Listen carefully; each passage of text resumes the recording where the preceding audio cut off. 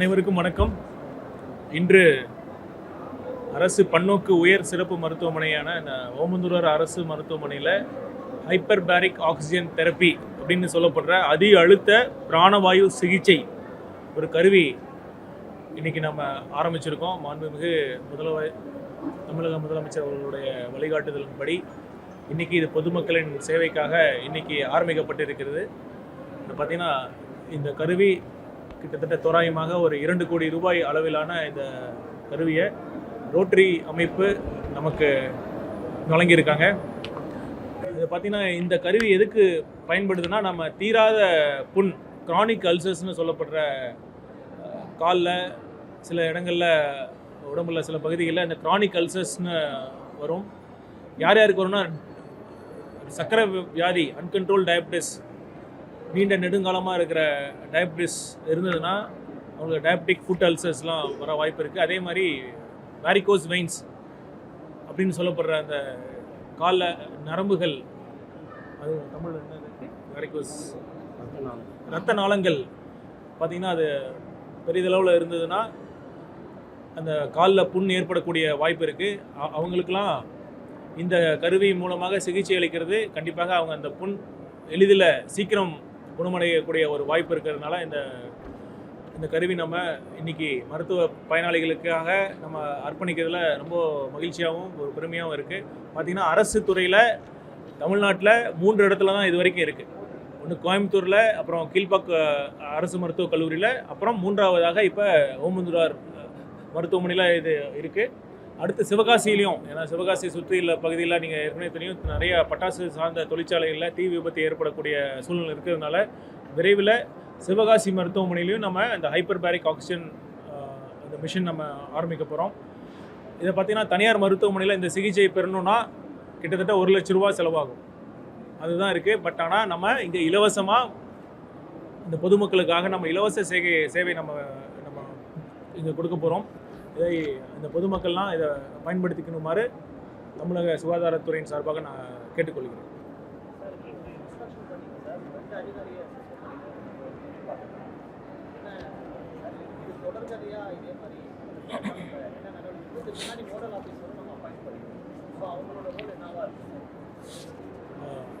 கீழ்ப்பாக்கம் இங்கே வரதுக்கு முன்னாடி கீழ்ப்பாக்கம் அரசு மருத்துவக் கல்லூரி மருத்துவமனையில் ஆய்வு மேற்கொண்டிருந்தேன். அங்கே நோயாளிகளிடம் பணம் வசூலிப்பது தொடர்பான குற்றச்சாட்டு பற்றி கேட்குறாங்க. இன்னும் பார்த்திங்கன்னா நம்ம தெளிவாக சொல்லியிருக்கிறோம். மாண்புமிகு முதலமைச்சர் அவர்கள் எழும்பூர் அரசு மருத்துவமனைக்கு வரப்போவும் சொல்லியிருக்காங்க.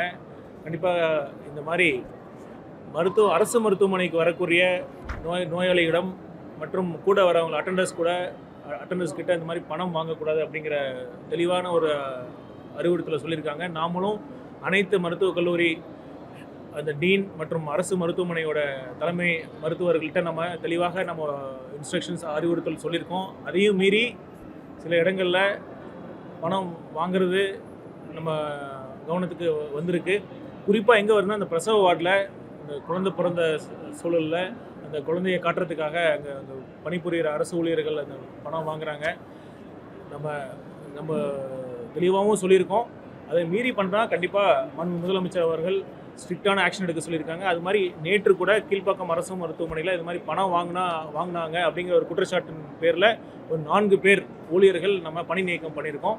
அதனால் இதன் வாயிலாக நான் என்ன சொல்லிக்கிறேன்னா, அனைத்து அரசு மருத்துவமனையில் இருக்கிற அனைத்து ஊழியர்கள் நீங்கள் தயவுசெய்து நம்ம மாண்புமிகு முதலமைச்சர் அவர்களுடைய நோக்கம் ப்ளஸ் அந்த வெளிப்படையான நிர்வாகம் கொடுக்கணுங்கிற மக்கள் வச்சிருக்கிற நம்பிக்கைக்கு ஏற்ற வகையில் நீங்கள் ஒரு சேவை மனப்பான்மையோட நீங்கள் சேவை செய்யணும். தயவுசெய்து மக்கள்கிட்ட, பெரும்பாலும் ஏழை மக்கள் தான் வராங்க, அவங்ககிட்ட நீங்கள் பணம் கேட்கக்கூடாது என்பதை மீண்டும் ஒரு முறை நான்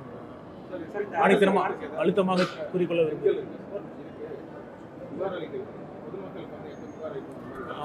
இந்த மாதிரி பணம் அரசு மருத்துவமனையில் ஊழியர்கள், அங்கே இருக்கிற பணிபுரிகிற ஊழியர்கள் பணம் கேட்டால் கண்டிப்பாக 104 என்ற எண்ணுக்கு நீங்கள் புகார் தெரிவிக்கலாம். பார்த்திங்கன்னா இப்போ லஞ்சம் மற்ற அலுவலகங்களில் லஞ்சம் வாங்கினா நீங்கள் கம்ப்ளைண்ட் பண்ணக்கூடிய ஒரு நம்பர் நம்ம அரசு சார்பில் நம்ம அறிவிச்சிருக்கோம். அதே மாதிரி மருத்துவமனையில் ஏற்கனவே நம்ம இந்த 104 சேவை மையம் ஒரு யூனிஃபைட் சேவை மையம் பார்த்திங்கன்னா அதில் மனநலம் சார்ந்த ஆலோசனையும் அதில் நம்ம கொடுக்குறோம். அது மாதிரி இந்த மாதிரி மருத்துவமனையில் லஞ்சம் வாங்கினாங்க, பணம் வாங்கினாலும் அந்த மாதிரி குற்றச்சாட்டும் இதை இந்த 104 எண்ணில் நீங்கள் சொல்லலாம்.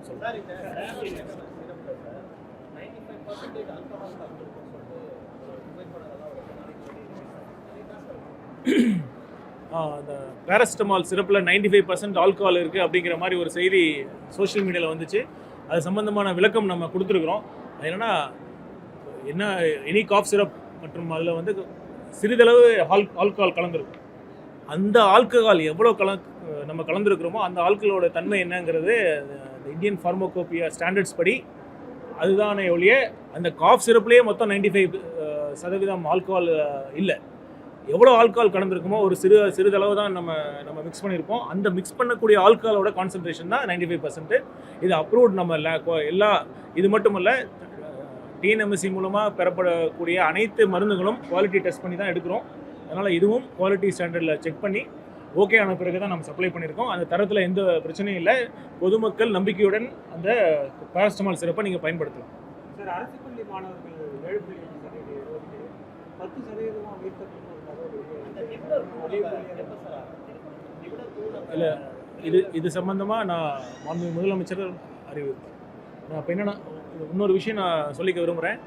நம்ம நலம் ஏஐ அப்படிங்கிற ஒரு வாட்ஸ்அப் சேட்பாட்டை நம்ம ஆரம்பித்தோம்.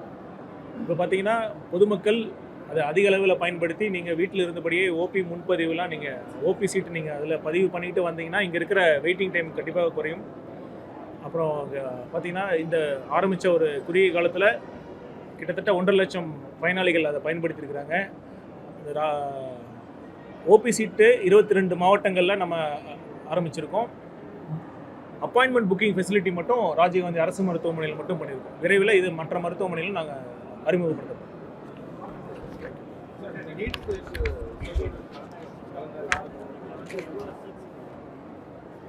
நம்ம ஏற்கனவே சொல்லியிருந்தோம். நம்ம இந்த வருஷம் 13,999 இடங்கள் இந்த வருஷம் நம்ம மருத்துவ இடங்கள் நம்ம இருக்குது. கூடுதலாக 950 இடங்கள் நமக்கு கிடைச்சிருக்கு. இது அரசு மருத்துவமனையில், அரசு மருத்துவக் கல்லூரி மருத்துவமனையில் 150, மீதி 800 தனியார் மருத்துவக் கல்லூரியில் நம்ம இடம் கிடைச்சிருக்கு. ஜூலை 23 இறுதி நாள், அந்த விண்ணப்பம் சப்மிட் பண்ணுறதுக்கான இறுதி நாள். அது முடிஞ்சது பிறகு நம்ம விரைவில் கவுன்சிலிங் வச்சு நம்ம மருத்துவக் கல்விக்கு அட்மிஷன்ஸ் நம்ம பண்ணிடலாம். நீட் முறைகேடுகளுக்கு எதிராக சிஜேபி பார்ட்டி டெல்லியில் 20 நாளாக உண்ணாவிரத போராட்டம் எல்லா கட்சிகளும் ஆதரவு தெரிவிச்சிருக்காங்க. தாவேகாவோட நிலைப்பாடு என்ன சார்? நம்ம தாவேகாவின் நிலைப்பாடு பார்த்தீங்கன்னா நீட் வேண்டாங்கிறது தான் நம்மளோட ஸ்டாண்டாக இருக்குது. ஆரம்பத்துலேருந்து நம்ம சொல்லியிருக்கோம், ஆட்சிக்கு வரதுக்கு முன்னாடி தான் நம்ம சொல்லியிருக்கோம். நீட்டு நம்ம மாநில உரிமைகளுக்கு எதிரானது, ஏழை எளிய மாணவர்களுக்கு எதிரானது நம்ம சொல்லிட்டு தான் இருக்கிறோம். ஸோ கண்டிப்பாக அப்படி இருந்தும் வேணான்னு சொல்லப்படுற ஒரு தேர்தல் நம்ம கட்டாயமாக நம்ம மாநில தலைமையில் திணிச்சிருக்காங்க. அதுலேயும் ஒரு மாதிரி மேல் ப்ராக்டிஸ் இருக்கிறப்ப கண்டிப்பாக நம்ம ஏற்புடையதாக இல்லை. கண்டிப்பாக ஒன்றிய அரசு நம்ம மாநிலங்களுடைய உரிமைகளுக்காக மக்கள் கொடுக்குற குரலை நீங்கள் செவிசாய்த்து இதுக்கு ஒரு தக்க முடிவு எடுக்கணும்னு கேட்டுக்கிறோம். நாங்களும் மாநில அரசு தரப்புலையும் இதற்கான அனைத்து வழிவகைகள் சட்டப்பூர்வமான என்னென்ன பண்ணணுமோ நம்ம ஆக்ஷன் தொடர்ந்து பண்ணிட்டு தான்